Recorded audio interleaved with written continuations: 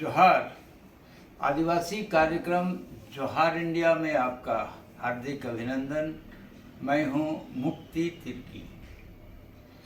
हमारे छोटा नागपुर में हम अक्सर एक गीत गाते हैं जिसे हम कभी कभी याद करते हैं। गीत में कहा है, आसाम जावे गोया भूटान जावे, गोया तौर के रे ना भुलावे। अब आसाम तो ठीक है, आसाम तो इंडिया में ही है, लेकिन छोटा नागपुर के लोग भूटान जाने की बात क्यों करते हैं? काम खुद ढूंढने के लिए, रोजगार के लिए भूटान क्यों जाते हैं?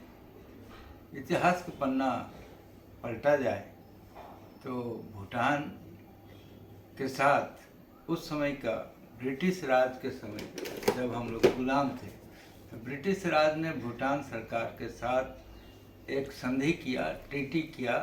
2 नवंबर महीने के 1 तारीख को 1865 में ये संधि, ये ट्रीटी हुआ, इंडो भूटान ट्रीटी, जिसके अंतर्गत वर्तमान डुअर्स यानी कि अलीपुरद्वार जिले का वो इलाका, पहाड़ी इलाका जहाँ चाय बागान का इलाका, उस इलाके को ब्रिटिश सरकार ने भूटान से लीज पर लिया, 50,000 रुपया सालाना के हिसाब से, और लीज कर ले करके वहाँ चाय बागान की स्थापना की गई।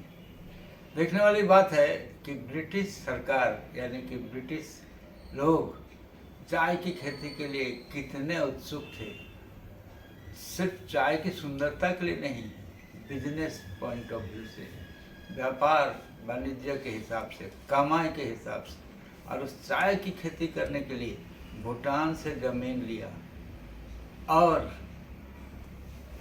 लोकल मजदूरों से जंगल की सफाई नहीं हो सकती थी, इसलिए वहाँ से उतना दूर छोटा नागपुर गए। छोटा नागपुर से मजदूर ला करके जंगल साफ करके चाय बागान बनाया गया, जहाँ आज हम लोग वही चाय बागान में आज भी खेती कर रहे हैं। और उन्हीं दिनों जमीन भूटान से लिया गया, मजदूर लाए गए झारखंड से, तत्कालीन बिहार से या छोटा नागपुर से, ब्रिटिश काल में 150-200 साल पहले।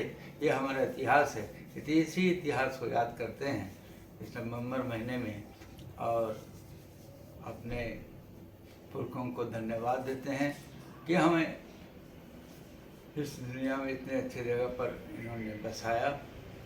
लेकिन इस वक्त ये भी हम देखेंगे कि हम यहाँ रहते हुए, यहाँ काम करते हुए हमारा अधिकार क्या है और इस अधिकार को हम कैसे हासिल कर सकते हैं।